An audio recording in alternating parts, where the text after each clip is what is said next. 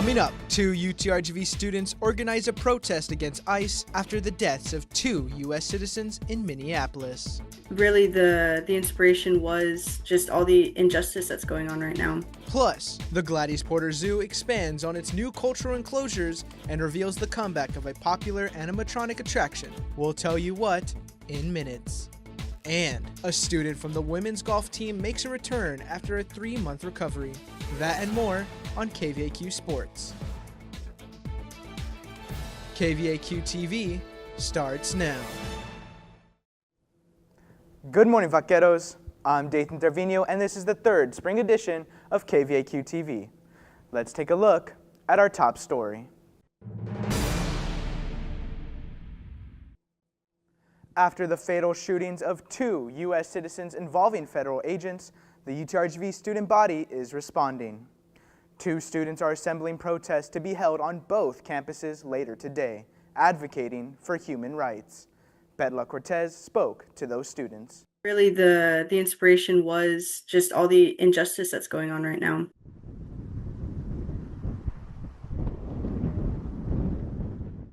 Although both shootings were in Minneapolis, its impact is felt in the RGV.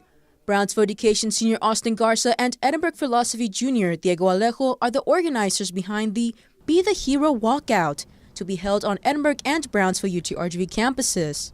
Both students were not familiar with each other prior to the walkout creation. Garza met Alejo through a social media story post shared on Instagram expressing the need for a protest after the Minneapolis shootings. That's when the two became a team. After the death of Renee Good and Alex Preddy, it seemed very important to finally say something, especially since we do live down here close to the border, especially now that they are, arresting American citizens and willing to, trample on the rights, get rid of due process, especially with protesters like in Minnesota. After gathering and collaborating with the UTRGV chapter of Young Democratic Socialists of America for resources, the name Be the Hero stuck after a graphic was drawn by artist Raymond Brunson and shared on social media. Garza says the image inspired the name because they believe people should be heroes and stand up to use one's voice for advocacy. It's getting ridiculous out there that we basically have supervillains, roaming the streets, picking up people in their cars, shooting people in the face. The main goal of the protest is to not only show how tight-knit we are as a community, but also to show how well-informed we are as students, that we are keeping up with what's going on. The walkout is set for February 2nd at noon near the Edinburgh Liberal Arts Building North on the Bronx Trail for the Edinburgh campus and outside the B Main building for Brownsville. Alejo shares the date was chosen to symbolize a treaty dating back 178 years ago. The Treaty of Guadalupe Hidalgo that was signed on February 2nd. All this would have been Mexican land, and it was signed only because America thought they could run it better. I don't feel like we're getting run better, so I really feel like having it on that day, it was just perfect. President of the UTRGV College Republicans and current president for Turning Point USA UTRGV's chapter, Alexis Uscanga, says although the fatal shootings in Minneapolis could have been avoided, he still supports ICE and federal agents. I still stand with ICE enforcement in general.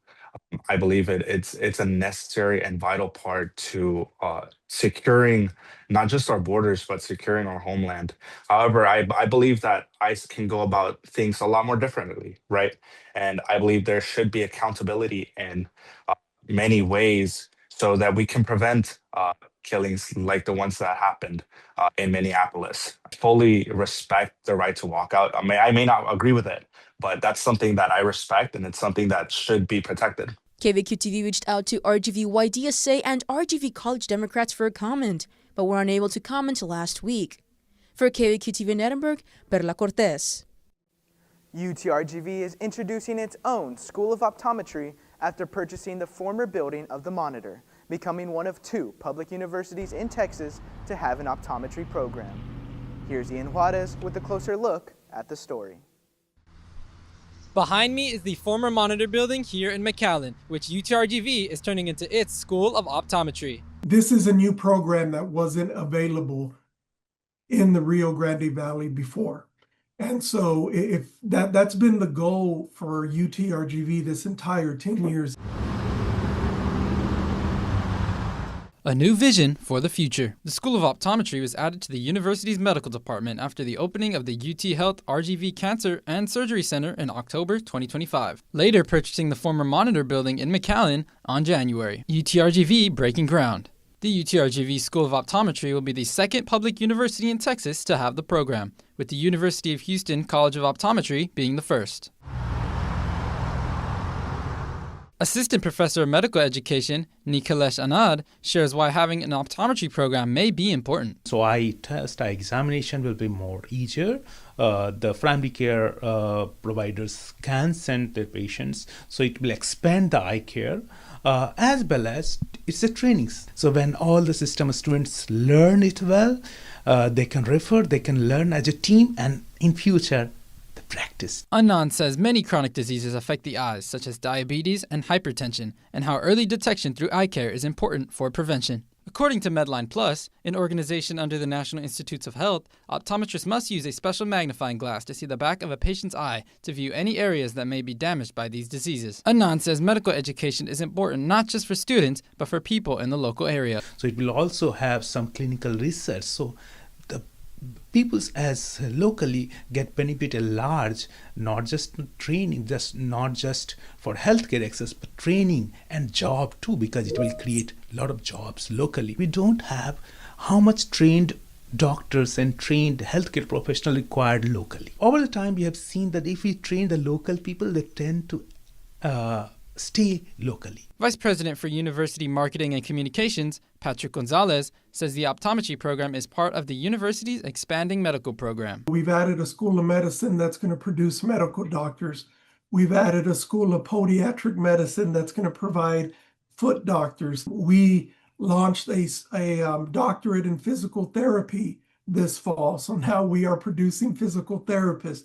We already have occupational therapists, nurses, physician's assistants. So these are all programs that either didn't exist before UTRGV or we've enhanced them over the last 10 years. The School of Optometry is set to be open to students by fall of 2027. For KVAQ-TV in McAllen, Ian Juarez.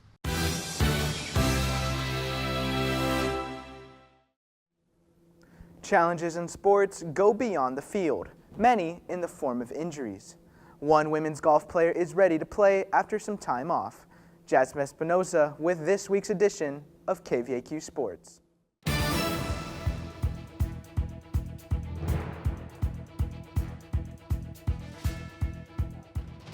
As women's golf gets ready to take its first swing of the spring season, senior Cristina Galvan readies to take the course after a 3-month recovery from an injury. I stopped playing and practicing, but now that everything's really good with my back, I don't have any pain.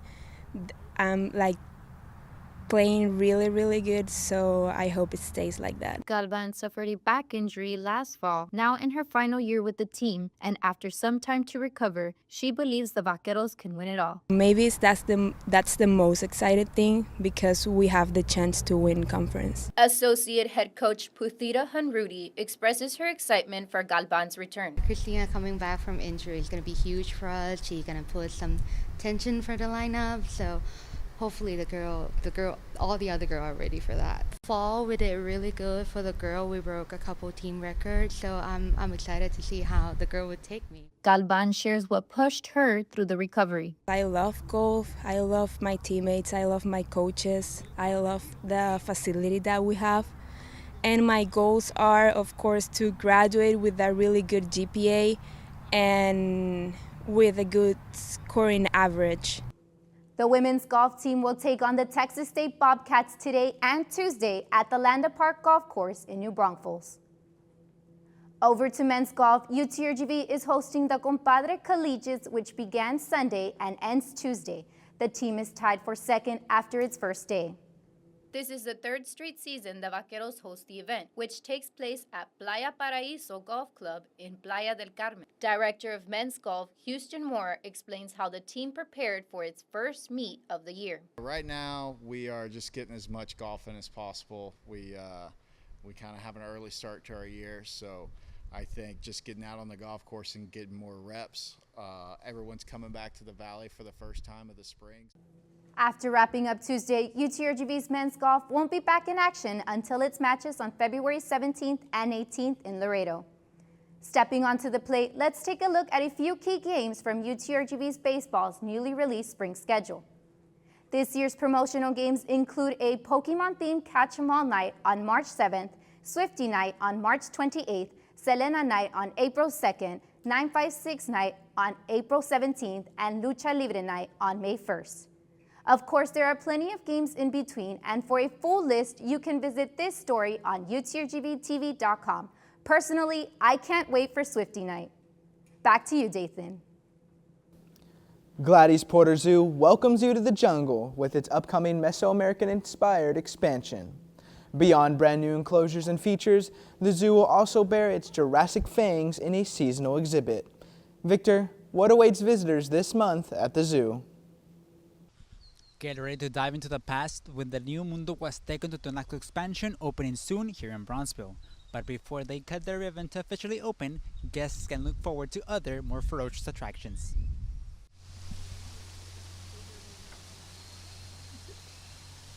Howler monkeys, sloths, and ocelots will have a new home among the new pyramids coming to Gladys Porter Zoo. Part of the park's 10-year master plan, the Mundo Huasteco and Totonaco expansion brings new enclosures for animals and learning opportunities for visitors. Director Patrick Birchfield says zoo staff is setting up the finishing touches before letting the animals into their new spaces. We are completing, as we speak, the outdoor habitats, all the planting, finalizing the indoor holding enclosures. We have to move the animals in and get them acclimated before we ever let them out into the new habitats. So Birchfield says a ribbon-cutting event will be held to celebrate the new space opening. Also coming to the park is the return by popular demand of the dinosaur exhibition. This experience lets guests come face-to-face with dinosaur animatronics to learn more about these ferocious reptiles that once roamed the earth. So the last time was about 2 years ago that we had our dinosaur exhibit.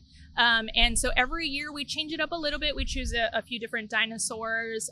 We change a bit of the signage, graphics, things like that. So there, even if you've been to a dinosaur exhibit that we've had in the past, it's always a bit different. More details on the dinosaur exhibit will be revealed on Gladys Porter Zoo's social media page as its opening date approaches on February 13.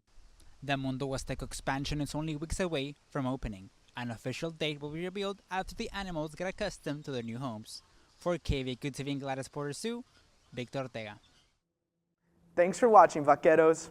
Catch our next newscast at 8:30 a.m. Monday, February 9th on VCast monitors and social media. For KVAQ-TV, I'm Dathan Dervino. V's up.